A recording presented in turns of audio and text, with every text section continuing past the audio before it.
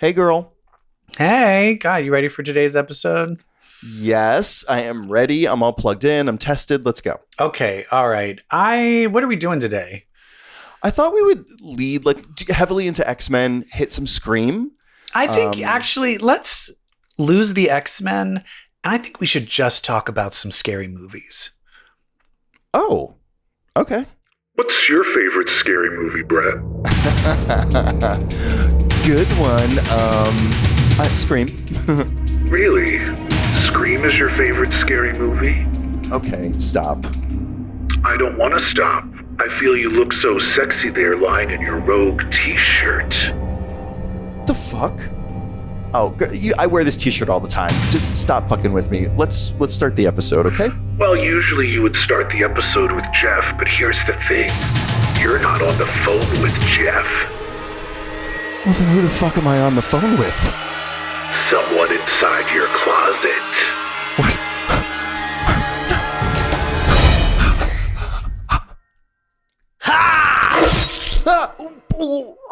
You stabbed me! Oh, no, not the mask! Hi, it is me. What the fuck? I came to New York to stab you. What? Why? Here, let me stab you again.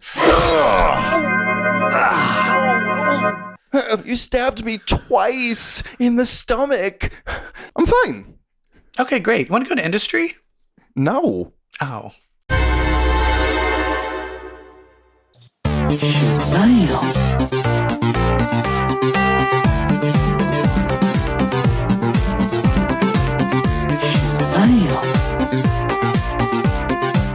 Hello, everybody. Welcome to episode 253 of Comic Book Queer's Legacy. I am your host, Evil Jeff, and here, as always, is my other co-host, Brett. Hello. What's up, Evil? Hi. Can you believe I came all the way here to New York to kill you? Just to stab me, but I survived because stabbing, not that bad, according to Scream 6. You can get stabbed in the back, you can get stabbed in the front, you can get stabbed by two people You can many get stabbed times. anywhere. It does It's not fine. matter. You're fine. Yeah. We will talk about Scream 6 later on in the show, I hope. Yes. All right, good. I'm sure you and I have a lot to say about it, but first, how about some hot topics? Hit the new music. We got some hot topics. Yeah. Clearly, the hot topic of the day is something that happened on Sunday, and that is the Oscars. Dun, Gay dun, Super dun, Bowl. dun. Dun, dun, dun, dun, dun. Or somebody getting married? I am to Hollywood. Here comes the bride, all dressed in gold. The Oscars happened. What did you think? I definitely felt when they ever? They had Jimmy Kimmel. So I was like, Kimmel. we're going to try and go back to basics. We don't want to do anything interesting. We don't want to do anything controversial. We don't want to do anything edgy. We just want it to look like a safe, normal, non-violent Oscar night. Safe. We're being normal. We actually paid some good joke writers to write some not that bad jokes. I will tell you this. Fine. Let's talk about the format of the show. I felt Jimmy Kimmel had a great opening monologue. Great opening But monologue. I felt most of the in-between bits were awful. Yeah, they were. It was this weird balance of, and they were okay. I mean, they were okay. Him I think going a up to few hit. Malala, asking Malala That did not hit, especially Cocaine Bear about and Malala Cocaine Girl. Bear. You're No, like, we ugh. don't. Like, just leave Malala the fuck alone, all right? Like, she did the punchline bit. That's it. You don't do a Malala callback. Yeah. You don't call back Malala. It's a rule of comedy. That was pure and simple. I mean, 5 okay performances of songs. I thought Lady Gaga and Rihanna were both masterful, top tier. They own the Oscars. Disagree. No. Rihanna, top tier. Lady Gaga, Top tier. so obnoxious. You just Like, literally, So okay, this pretentious. bitch showed So up to pretentious. the Oscars, and then walked back, Looking like- looked into a mirror, and she was like, somebody, you know what? No, somebody grab me my makeup wipes. And then Can she you wiped please- all the makeup off. And then she had the nerve to get up and being like, all right, and I'm paraphrasing here. This isn't what she said, but this is what she meant. All right, everybody, bring that camera in close. Bring it in closer. I want you to be able to see my nose hairs. Now, I know this song is for Top Gun, but actually, it's about me. And people were like, no, it's actually about a song of a friend who committed suicide. And I'm like, oh, that she monetized for Top Gun? Fuck her. I don't know. It was just a little too obnoxious. And Lady Gaga, I mean, people are like, but the singing, I'm like, of course, Lady Gaga always tears the house down. Sure. Singing. She's always great. But that whole great. thing of like, look, I don't care that I'm at the Oscars. I'm wearing torn off jeans and no makeup. It was just a performance. But it was so obnoxious how she started off saying that. I wanted to slap her right across the chops.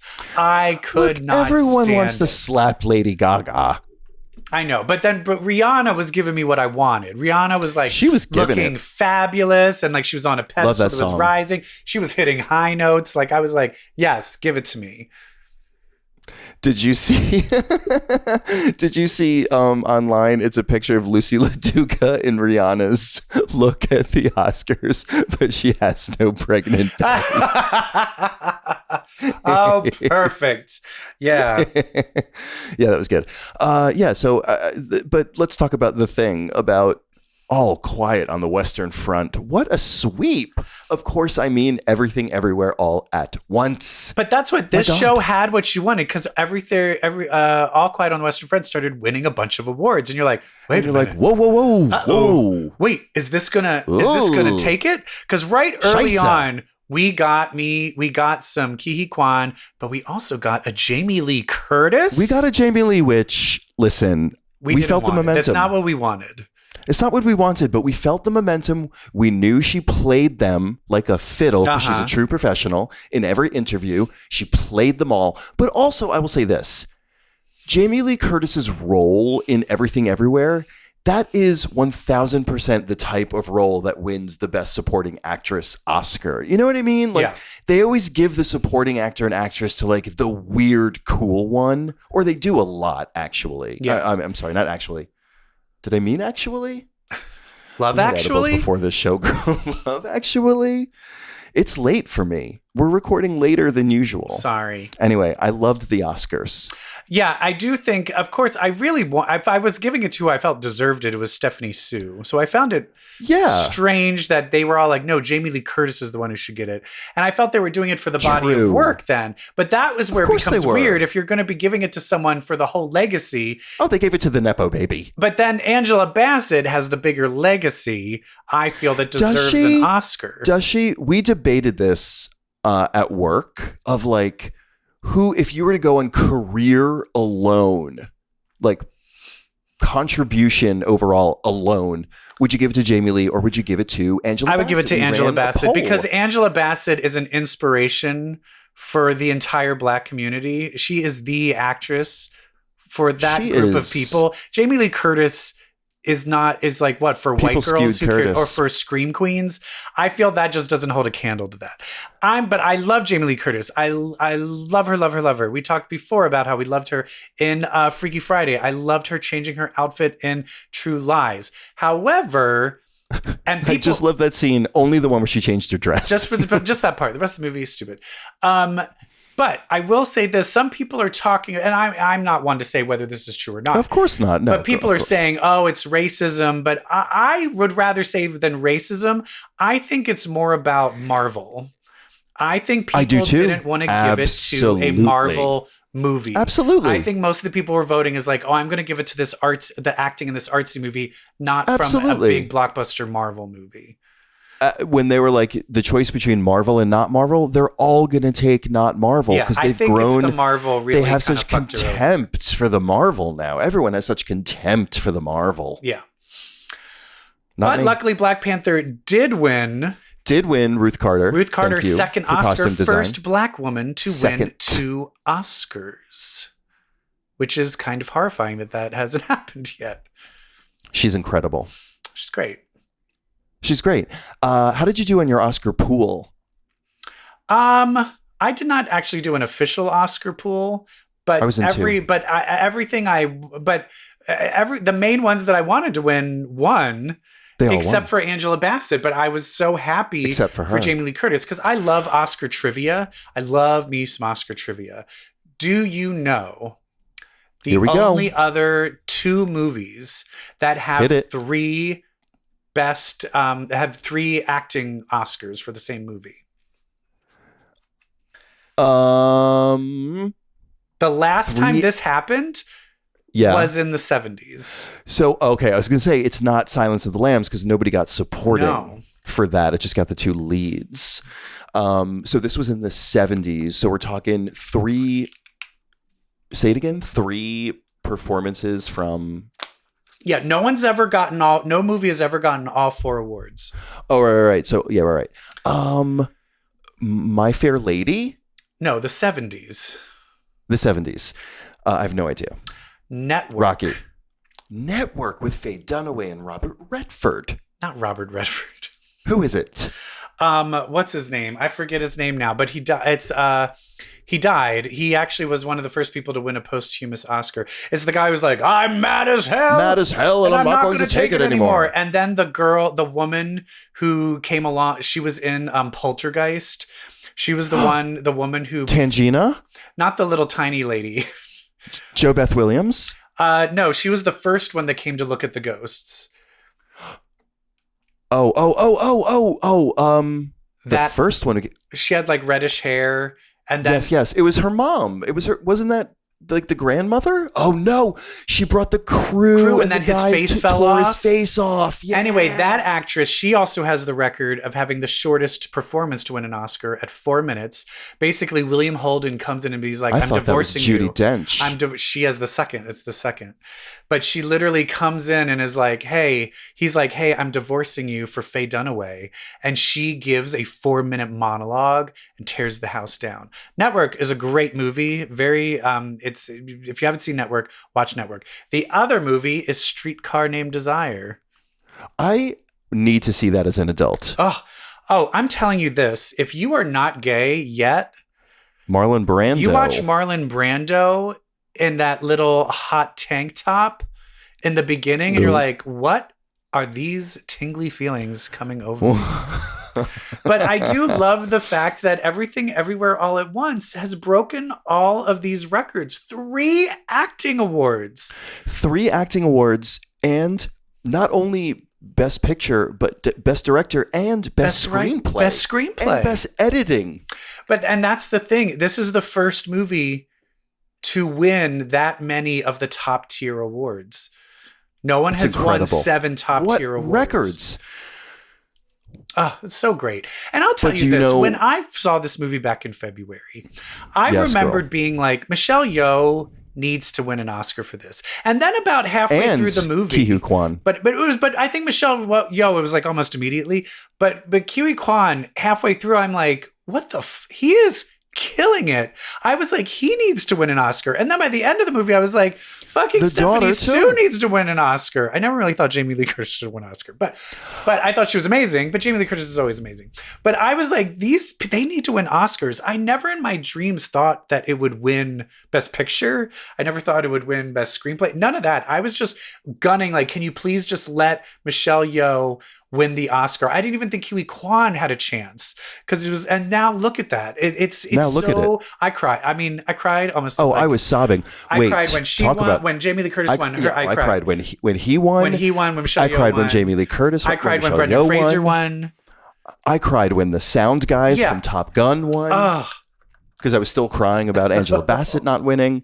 But when I really cried, and I'm going to cry right now talking about it, because I Evil Jeff. Now, keep in mind, I was, half a bottle of wine in, half, wink. And Harrison Ford is announcing Best Picture. What you're talking about. And it hits me that I'm about to watch Harrison Ford hand a Best Picture Oscar to Short Round, and I lost lost it. And then it happened, and Ke-Huy Quan was, he ran onto the stage. He was like 10 feet away from Harrison Ford, and he started jumping up and down and pointing at Harrison Ford, and then they hugged. Oh my God. Oh my God. It's too much. It's too much. And to add to that is when Michelle Yeoh won. Oh, The only other actress of color that has ever won Best Halle Leading Berry. Actress. Halle Berry is the one that handed it to Thank her. you. Inspired. That was inspired. Do you understand me? Instead of Will Smith, it was the other woman of color who won Best Act. Come on. Yes. Oh, so good. It's Good so fucking good. move. And that's the thing is where if you look at the right, they're talking about the evil of woke culture and the evil of diversity. And you're just like, how can you not see this movie where you just see diversity and people of color like experiencing things that they never thought they deserved to experience in America because it just they never saw people like them winning those things. How can you not see that and be like, oh my God, this is so inspiring. Like, fuck us. Like, it's so inspiring and wonderful, know, and you're like it's taking so a step joyful. forward. And then we just turn around and Republicans are like, this is what's wrong with America. Right. Oh my God, drop dead. Seriously.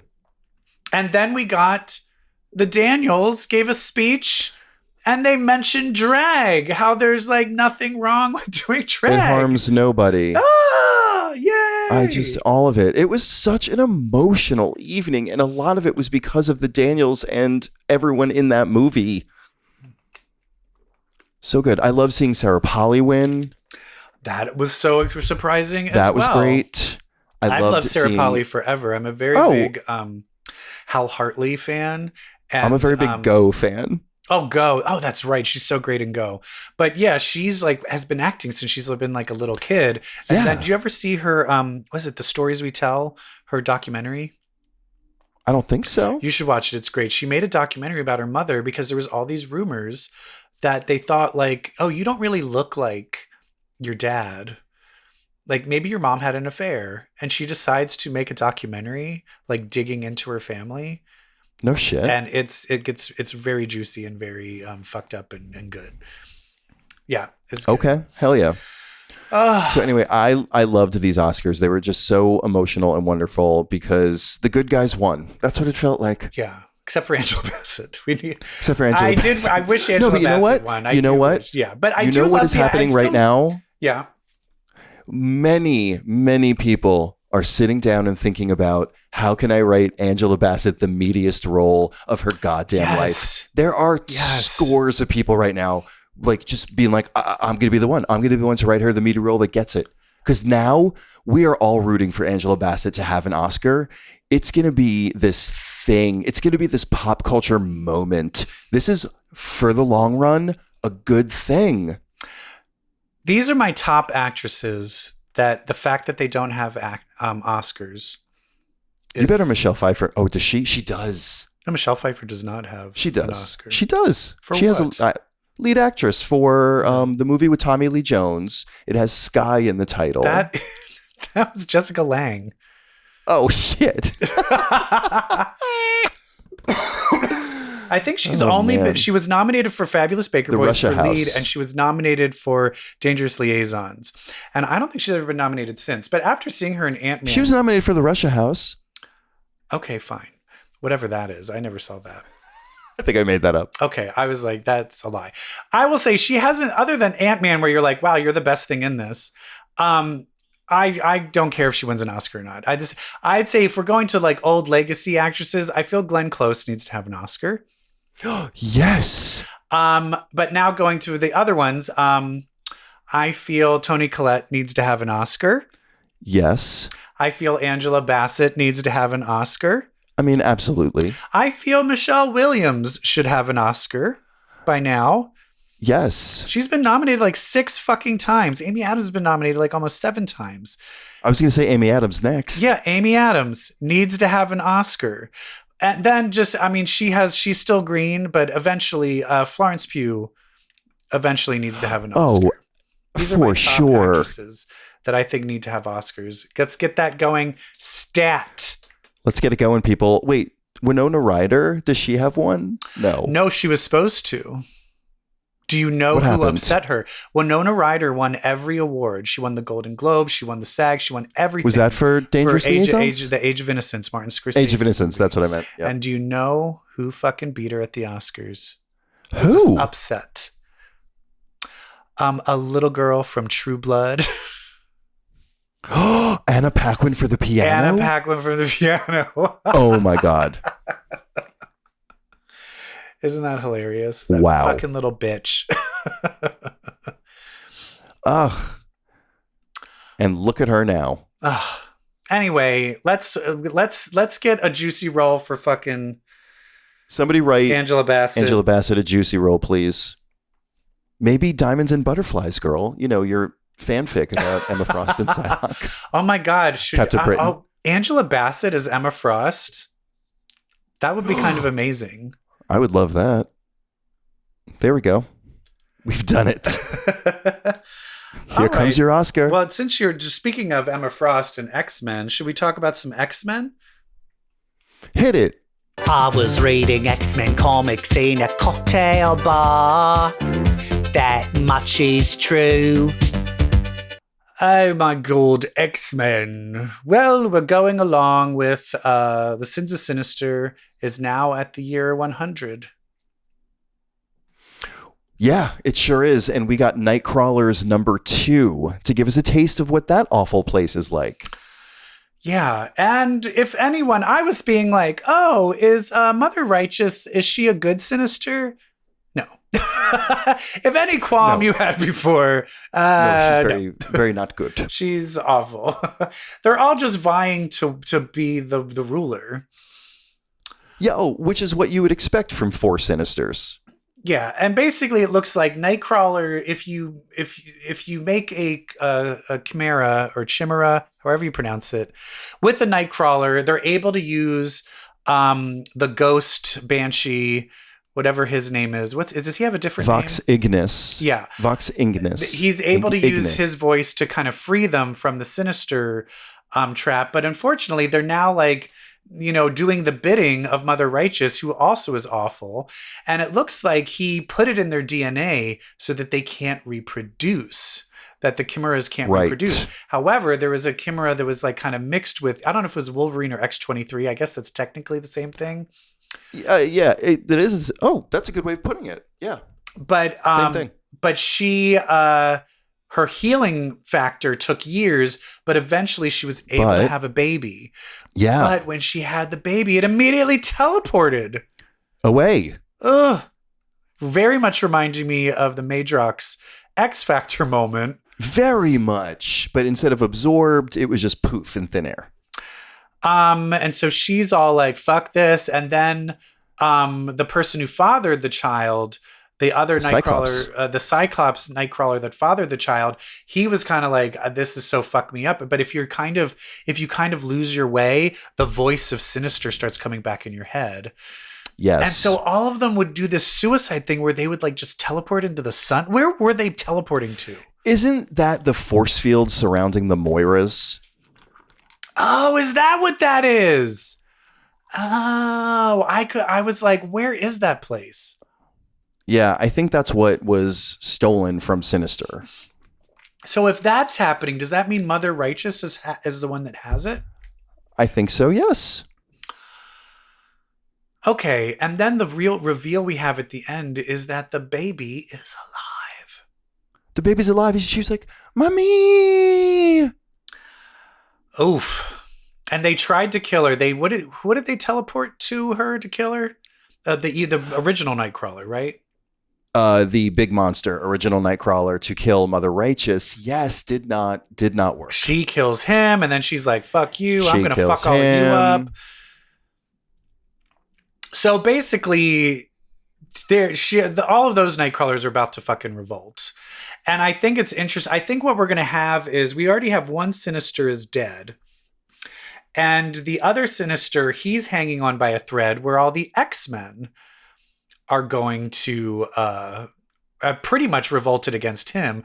Was that the one where we saw like how they took over the Shi'ar? Are you talking about the Diamond one or the Orbis Stellaris one? Was that an immoral when Xavier kills the entire Shi'ar Empire by making them all paranoid? Was that in Nightcrawlers or was that in Immoral X-Men? Oh, I think that was an Immoral X-Men. Yeah. Oh. Yeah, no, a lot happening. 100 years in. 100 years in, it's a dark, dark world. We see old versions of. We see the old Domino. What was her name? Auntie Fortune. We see the old Domino Nightcrawler from Nightcrawlers #1 in this book. Mm-hmm. She's there for the birth of the baby right before the baby teleports. Yeah. I thought that was a cool touch. Yeah, and the thing that's interesting is thinking about this, it's like, oh, it's 100 years in the future. Who's all there? Well, if we consider the X-Men, all of the X-Men are there because they can come back to life. But Storm, I mean, it looks like Storm is old and alive in some of the stuff, but she can't resurrect. So is she just like in her hundreds? I think so. I think she'll be, yeah. Shit. But it will be interesting seeing just like probably like a young Emma Frost being like, oh yeah, after I was 70, I was like, fucking kill me. I need a young body again. I'm so worried that Emma's going to stay with a diamond on her head or something. Do you understand? It's like my worry about Gale Weathers dying. Oh. I just feel that it's like you all saw the mistake you made when you made her go bad. It went terribly wrong and terribly boring. But that's right. You mean like Inhumans? Yes. So what X-Men I was versus. saying is I feel that this is like, you're scared that it's going to make her like permanently bad. I think it's actually going to fuck her up and make her even more guilty about how much she loved it. Oh. Just like Sam from Scream 6, how she has the hunger to kill, but wants to good. Stab someone so bad. We'll talk about Scream 6 later. Let's talk about X-Men number 20. Yeah, we're continuing on with, we were always like, where's Brew? Where's Brew? Where's Brew? And then we find out, oh, he's just like hanging out. And they're like, why is the Brood killing everyone? He's like, no, they're not. I have cool. control. He's like, look, dance, thriller dance, magic, loved it. She loved it. And then she's like, what do you mean? But they're attacking these people. He's like, I have control of them. And she's like, well, what about when you're asleep? Uh-oh, go to sleep. Uh-oh, SpaghettiOs Freddy Krueger. It's fucking Nightmare. Jean Grey had to piss him off. She had to show off. She slapped his ass. She had to show off and piss him off. She Karen'd up.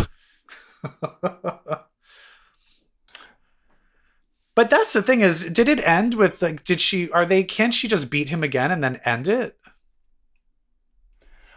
Sure. I mean, didn't he say he's like more powerful now? I guess, but I think this is what's going to happen is probably the next issue, she's going to kill Nightmare. But did you notice the quote at the beginning with Cyclops? What was it? At the very beginning, how there's always a quote. It's just kind of like, basically was something where it was like the Brood can't exist. Like they are meant for destruction. Yeah. So I have a feeling this is Jean Grey is going to be like, oh, I killed him, so everything's okay. And he's like, no. Sorry, it's just too risky. They're too dangerous. We need to genocide the entire species. And I think there's going to be a rift between Jean Grey and Cyclops about That's exciting. Yeah. And she's going to be like, this is your fault, Emma. And I'm just going to be like, bitch, miss me with that shit. He's a grown man.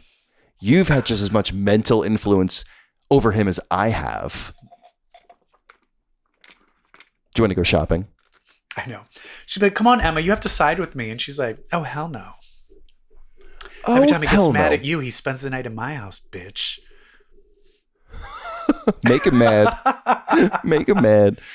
So off. We have a lot of fighting with the Brood. We have Iceman. He's doing great. Talon, we'll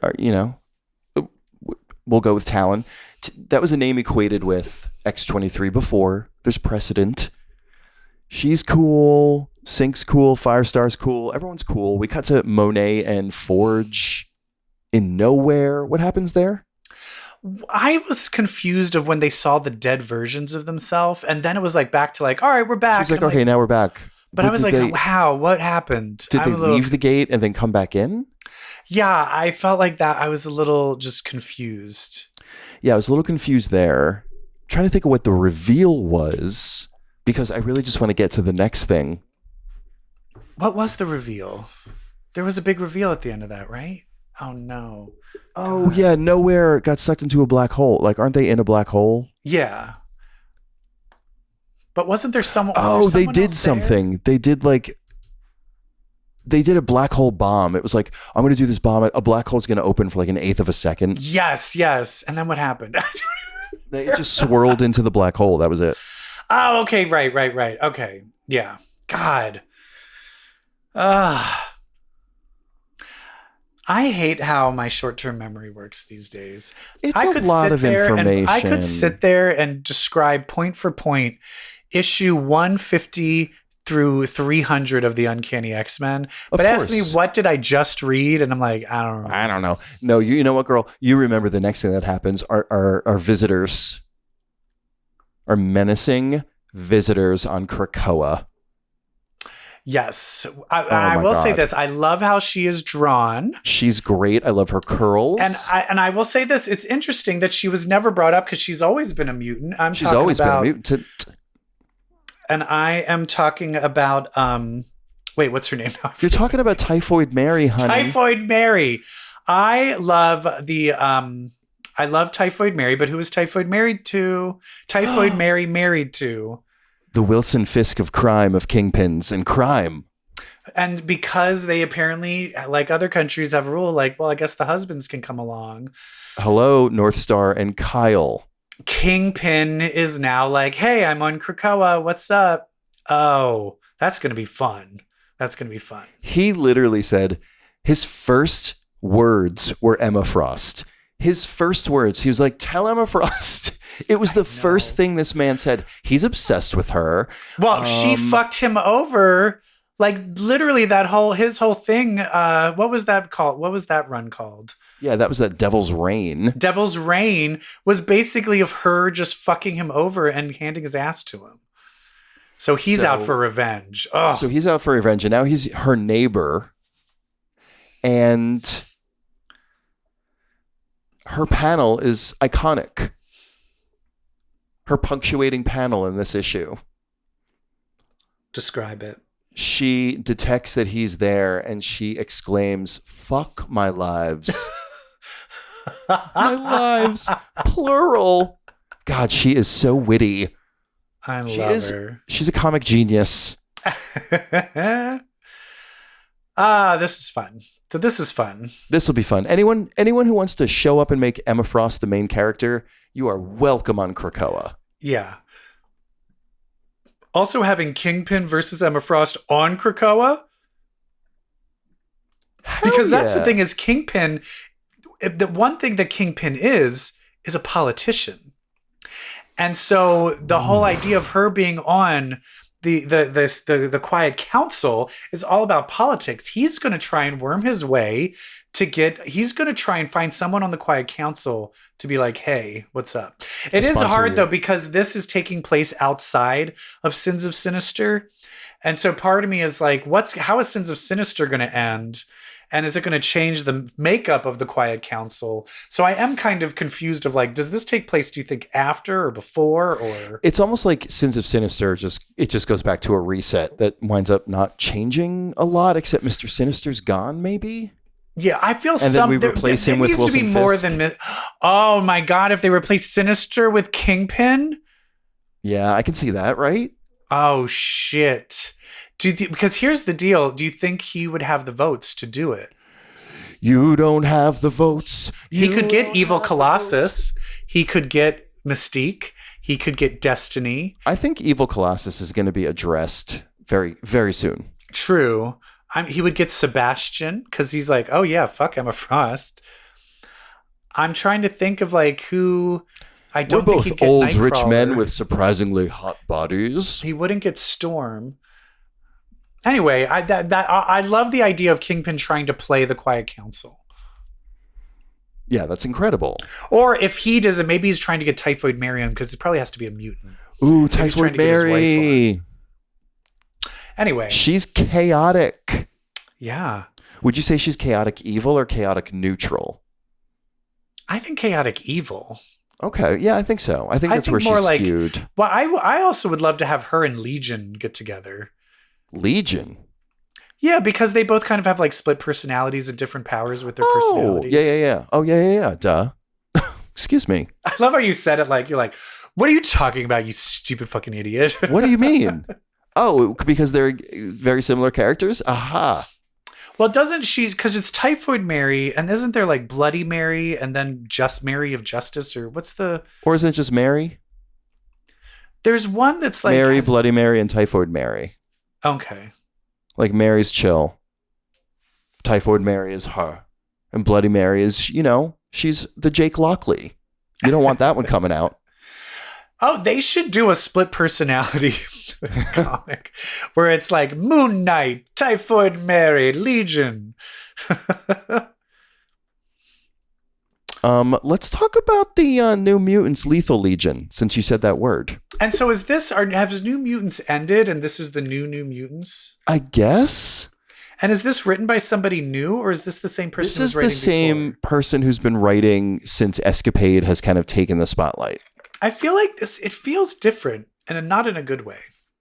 I agree. It does feel juvenile, but yeah. I may not be the intended audience. Yeah, is it made for like younger audiences? Because there's one where it's like, there was just a lot of like cringy dialogue that I felt wasn't there before. I can see perhaps New Mutants, wanting them wanting to skew toward like a YA audience, which, hey, that's great. But I definitely got that vibe. I just felt like we love a trans hero. Like, yeah. It's just right now. I just felt a little. Yeah, I wasn't as into it as the last. But yeah, like the Count Nefaria stuff. It's silly. Yeah. But I mean, there's a flying turtle named Hibbert, which, it's a silly book now, and that's great. I don't have anything else to say about it. Me neither. I mean, you have Wolfbane's, she's punching giant lizards. It's all right. And then they're like, yeah, I mean, it's, okay. Yeah. I think that's it on X-Men. I think so. I think really quick. Okay, go ahead. Oh, just really quick. I want to mention, because it was something you had brought up recently. The current run of Amazing Spider-Man written by our hero, Zeb Wells, it is addressing what happened between Peter and MJ. That whole, remember you asked me, why is MJ mad at Peter? Why does she have kids now? And so the story that is addressing how that all happened is starting now, in case you want to read it. Oh, so it actually was everybody it actually was in a mystery. The dark. Yeah. Oh, okay. I just thought I was stupid and wasn't up to date. I didn't know either, but now we know that there was a reason. Oh, okay, cool. All right. Also, did you read Scarlet Witch? No, I didn't read. Was that with Polaris? Yes.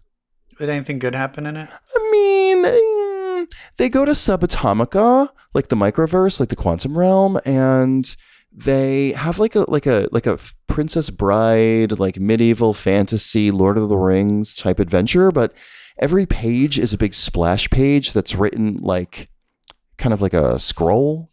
So it's not a paneled comic in the middle of it. And it's good. Okay. Any revelations between them as fake sisters? Just that they love each other. Ugh. And they want to spend more time together. Gross. It warmed my heart. I want to talk about murder. Okay, let's talk about it. Hit the music. I always feel like I'm watching a comic movie or TV. All right, if you've been listening to this podcast if you know us at all, you know that one of our top favorite franchises of all time is Scream. It's fucking Scream. It is Scream, and Scream 6 came out. And we're going to do a 1, 2, 3. We are. Okay. All right. Ready? Yeah. 1, 2, 3. Loved it. Loved it. Loved it. I thought it was great. There was some issues I had with it, but we'll talk through them. But it's always but there are things where it did not take away from my enjoyment of the movie. Listen, we're top 3. We're top 3. We have you put it as top 3. I am 1, 2, 6, 4, 5, 3. That's me. Wow. That's me. I will have this. I still have 4. I still like 4 better than this one. So I will do 1, 2. You hold 4 in very high regard, and it's because of the killer reveal. Yeah, it's just so smart. And I will and that's the thing is a lot of people were mad with this one because they felt the killer reveal was very obvious. I'll tell you this. I'll tell you this. I guess the killer from 3 on, I guessed the killer. You've guessed the killer every time. So I don't care about that. I'm not demanding that I don't know who it is. That's never been a major criteria for me. Like the killer reveal, it's like a mid-tier factor in the overall movie. Will be complaint number 1. I have no complaint about it. I felt it was a little ham-fisted. All right. Well, by the way, spoilers. We're going to spoil everything. We're going to say who did it. When the roommate was like, well, my brother died. I was like, oh, her dead brother is Richie. Yeah. No, that's great. Immediately, I was just like, come on. Give me a little bit of like subterfuge. A little, but then they killed her off. But because I knew that when they killed her off, then I was like, oh, the dad's in on it. She's not dead. Oh, yeah. I was like, oh, the dad must be in on it. I will say the only thing that surprised me is I thought it was just the 2 of them. I didn't think that there was a third. Curly hair kid. Having 3 ghost faces, great literal heightening. What I loved about the killer reveal in this one is it's the same fucking killer reveal as Scream 2. It's the same thing. Yeah. This is so mapped on Scream 2 in terms of the van scene. It takes place at college. It ends in a theater. It's the parent of the killer from the previous movie. Like it's all Scream 2. Which is remix. Also okay. Fantastic. But here's my prediction because I totally agree with you. Scream 7 is going to be goofy. I think the Scream 7 is going to take place where they're going to be rebooting a new movie. Mm-hmm. And I think someone who did not die in Scream 3 will be making a return and will be the killer. Who? Parker Posey. Oh, God. Can you imagine? Could you imagine? Jennifer. Amazing. Well, that means that Gail would have to be in it. Okay. And that is my only thing is I'm at the point now where I'm like, I like this new group. We don't need the legacy people in it anymore. Because at this point, you either have to kill them or have them get stabbed again. That is the beauty of this movie. Let's just leave them, let them have their happy endings, and let's torture these new people. The news, like the nostalgia in Scream 6 is great, and there's a few touches I'll talk about, but the point I want to make is the new stuff clicked. Like the new stuff finally works. Melissa Barrera as Sam measuredly improved her performance this movie than the last one. Yeah, I agree. And Jennifer Ortega is now like a huge star. Jenna Ortega but she's also brought this emotional grounding to this particular Scream movie that kind of never existed in any other Scream before. The dark Samantha, but with her emotionally grounding sister as the new Sydney and Gail. Like that shit just works. I like it. I love the mapping of the core 4 on Sydney, Gail, Randy, Dewey. Yeah, but here's where that does not work. One of them should be dead. Yeah, well, that was, I think they also know like they have real chemistry in those 4. Yeah, they know we want to see them. The deal. I'll accept a final 3, but even by Scream 2, they had to fucking kill Randy. You know what I mean? Yes, exactly. It's Dewey, Gail, and Nev which live on in every episode. And so once they killed off Dewey, then it's like, okay, we have these people, and I'm going to give it to them this time because that was my other complaint. Is not enough people died. Yes, true. After Mindy's girlfriend died, no one died except for the killers. Fair point, but I value the survivals as much as I value the deaths in these movies. Totally doesn't bother me. Bitch, only for Courtney Cox. When Courtney Cox survived, I'm was happy we still get Mindy and Chad. I was happy. No. Oh, Mindy, I was so happy when Mindy, don't kill the lesbian off. I'm fine with. Chad should have. Oh, not only should he have died, he had 2 people stabbing him like Oh, I love 50 it. times in the chest. Did you No. see those titties? You see how big and meaty those titties are? Ain't nothing I going don't through those care. pecs. You don't get stabbed 20 times in the chest You by see two those people with abs? huge knives, and then you fucking die and don't No, die. Ridiculous. To me, that is the whole thing is ridiculous. But to me, that was such a comedic touch because he's the Dewey, and so yeah, but he I did also, the Dewey but I don't thing. care. No, he's not the Dewey. He is the Ugh. Dewey. He's with the Gale. they mapped them one for one. But he needs to go. I'm ready for it. By the next installment, that some of them need. If none of them die in the next installment, I'm going to be like, all right, I'm going to fucking kill them. What if Sam kills one of them in the next installment? Well, I think I mean, it does very much seem like they're setting up that eventually she's going to crack. That will and be it's going to be sister versus sister. That's fantastic. I think they're setting that up, and I think that's going to be fun and great. I think that is fun and great. Also fun and great was that ladder scene, though. You mentioned Annika's death before. Great. That is an iconic Scream scene. The subway, and seriously, I was so surprised that Mindy survives the subway attack because why not like kill her? Like, why did you not kill her? It doesn't make sense. It was the same thing, but notice how they always are like, oh, but it's like they either stab you in the head or they stab you in the stomach. And I'm like, do you not see what's happening when you're stabbing in the stomach? We're all die. surviving. How about you stab more in the head? Every survivor in this movie, at some point in this movie, gets stabbed in the stomach more than once, sometimes 38 times. Yeah. And they are alive. Even Jenna Ortega's, what's her character's in the... Tara, stabbed in the back. Stabbed in the back. She's walking. She's like, everyone she's okay? just running around. She's like, woo! They're like, oh, what are you doing? She's like, the mashed potato. Yeah. She's fine. Kirby is now a main character as well. Kirby softened the blow of not having Sydney and Dewey. That helped. Yeah. And that's why I like the idea of, I think they need to bring a Scream 3 character back, which I think they should bring back Parker Posey. Yeah, they absolutely should. Do.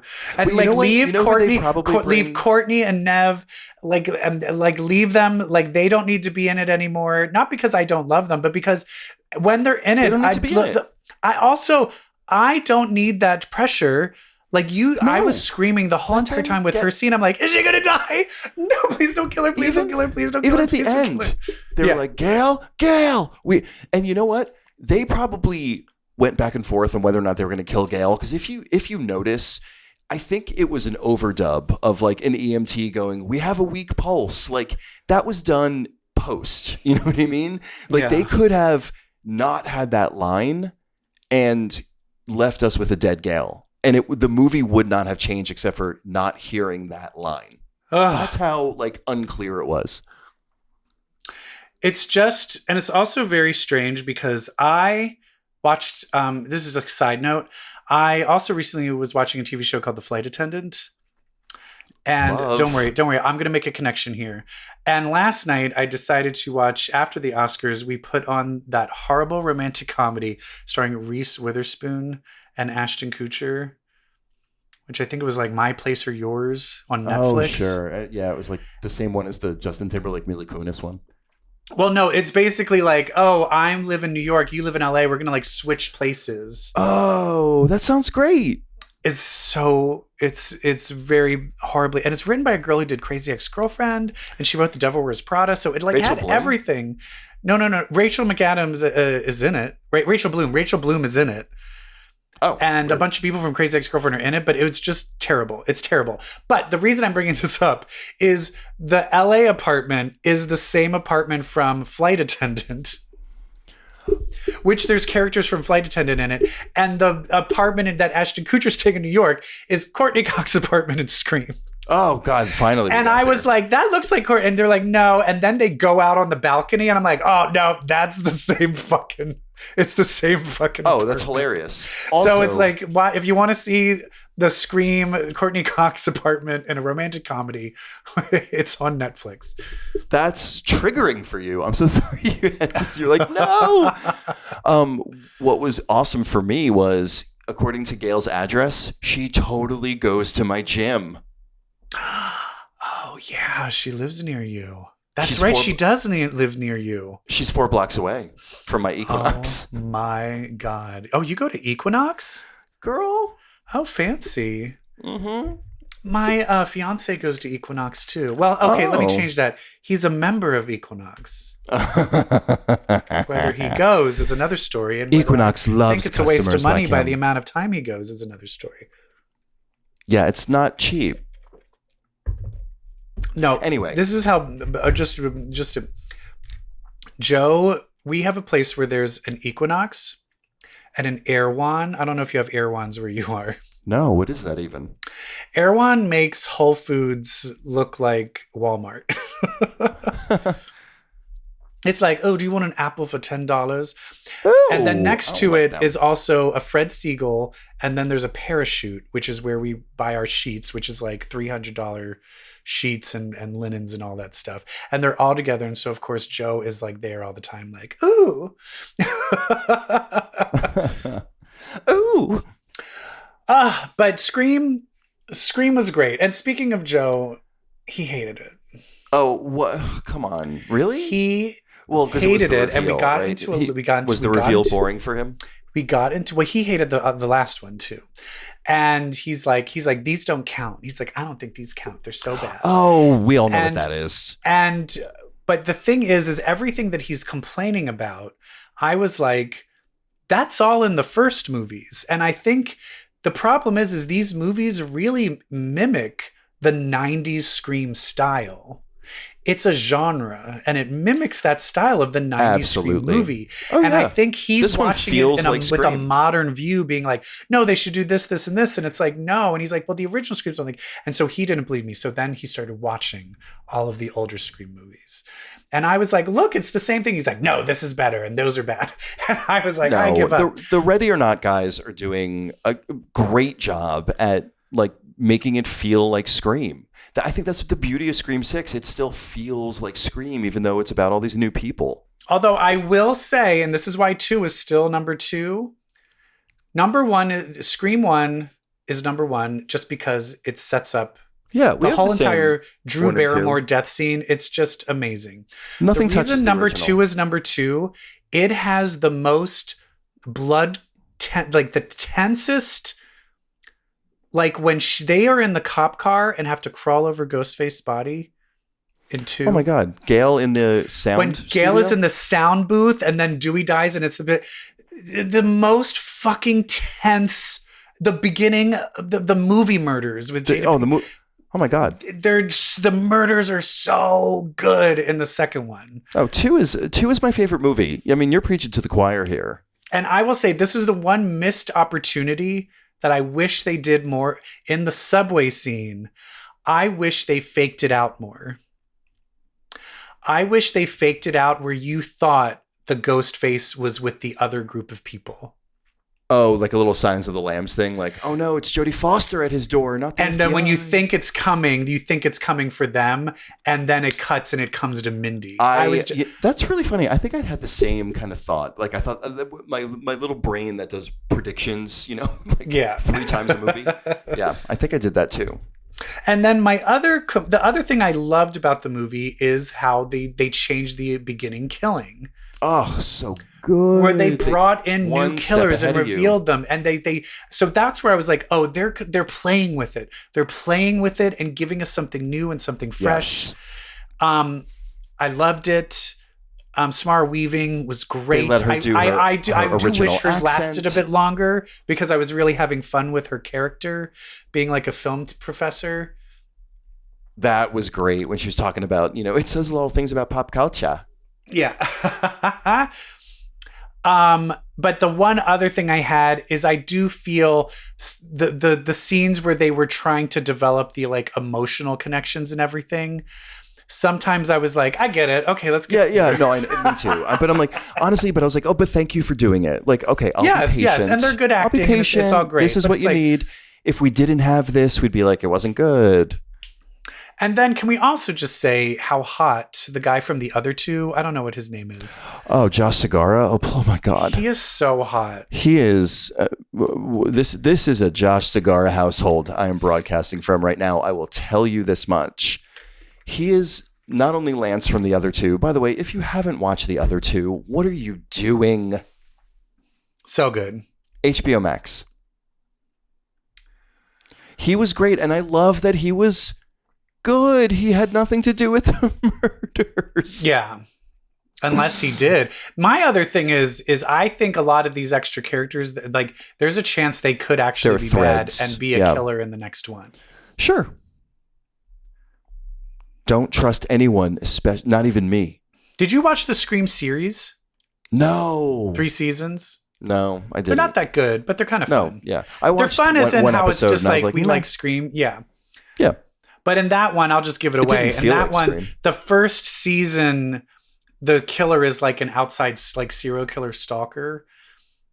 But at the very end, you find out someone in the group was helping them all along. Oh. And so then in the second series, It's about you're them. like, oh, which one of them is it? And then it was the boyfriend, which I thought was really boring. Well, it's very Scream. Yeah. Well, speaking of the boyfriend, one thing Scream 6 does, and I thought this was so successful, Scream 6 to me was so good that it made Scream 5 better. It gave this kind of power and validity to Scream 5. Yeah. Which was, I thought, really good and effective. And I agree, which is why I do feel they need to let go of the last two. Exactly. Of Gail and Sydney, so that they can move on to their own stories. Yes. They very much created a new legacy, tying everything back to Jack Quaid in Scream 5. Even when that weird amateur remake of Stab was being broadcast on the curtains in the finale, and then they punctuate the movie by showing that it was Richie, it was Jack Quaid's amateur film the whole time, written and directed by Richie. I forget his last name. That's great. That made him like a Loomis. Like the fact that the new Billy Loomis is kind of this fucking toxic fan who is obsessed with this franchise. That's perfect. And can I just say also, we never mentioned Dermot Mulroney. Oh, honey, you tried. He could still get it. I'll give you that. He could still get it, but don't you try to Laurie Metcalf me, because you will fail, sir. And you did. Oh, you didn't like him in it? I thought that was the weakest. I liked him. I thought in Act 3 he was fine. Well, no one's going to be fucking Laurie Metcalf. Exactly. I don't know.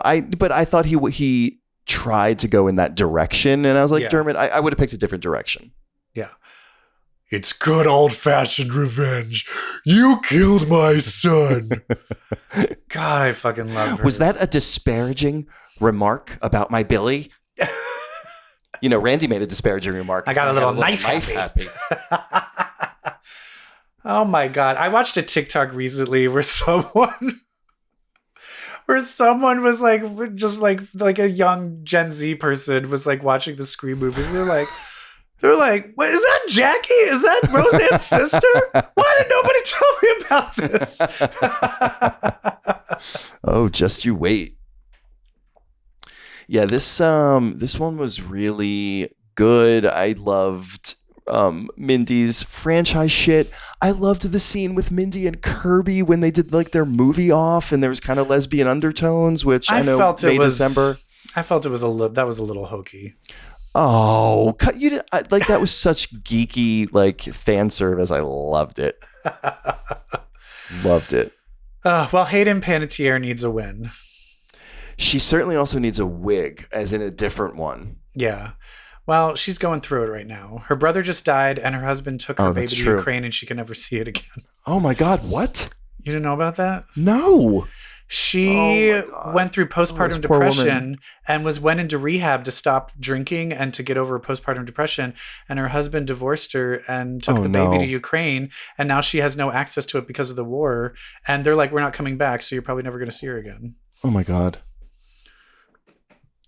And then her brother dies of like a congenital heart disease. Right. Oh my God. Terrible. Oh, so yay, good. Here you go. Here you are now part of a success. This movie made more than its money back the first opening weekend. It did? Yeah, it cost $35 million to make, and it made almost $50 million its opening weekend. Fuck yeah. It's the highest grossing Scream movie. It's because it's good. Weekend. It's because Scream is good. Well, it's also when people want to go to movies, they want to see either an action movie or they want to see a horror movie. So I think Paramount's like, oh, this is our new bread and butter. So there's going to be a lot more of these. Oh, movies. a lot more. Yeah. Yes. Did you love the little when they showed Jason Takes Manhattan playing on a TV? Yes, it was so funny. Good stuff. Good stuff. I know there's a few alleyways in New York. There are very few. That was the only part of me. I was like, oh, go. Okay, I guess there's an alley. Sure. They're in that part of town if they exist. Okay. Okay. Yeah, that was like how I was. We were rewatching the Screams when I was watching Scream 3. Like when he's like, I need to get to my house. And then he's like at Hollywood and Vine. And the next thing you know, he's like in the hills. And I'm like, all right, that's not humanly possible. But then you're like, but no one else would know that unless you lived here. Well, when they were in Central Park and they were like, we have to get to the Upper West Side. First of all, they said the Upper West Side. We have to get to the Upper West Side. I was like, you're at Central Park. You are. Oh my God, that is true. Yeah, I didn't even think about that. Oh God. It's so hard being from New York and LA and how like we're better than everybody. Hey, what do you think of better than me? Well, I think that covers it. This was fun. I love talking about Scream. Me I love too. talking I'm glad about we had the a new Oscars. Scream. And I love talking about X-Men. And I love talking with you, Brett. Yeah, weren't you so excited to talk about all these things that we love? Yes. And I am too. Next week, I'm going to have to talk about like week. Marauders or something, and I'm going to blow my brains out. Oh my God, I'm gonna jump off a ladder. Well, just to let you know, if you get stabbed in the stomach and have to cross a ladder between two buildings, I hate to break it to you, but that makes you queer. Specifically, a new queer character introduced into the franchise. Well, she definitely was a lesbian. Bye. Bye. Damn.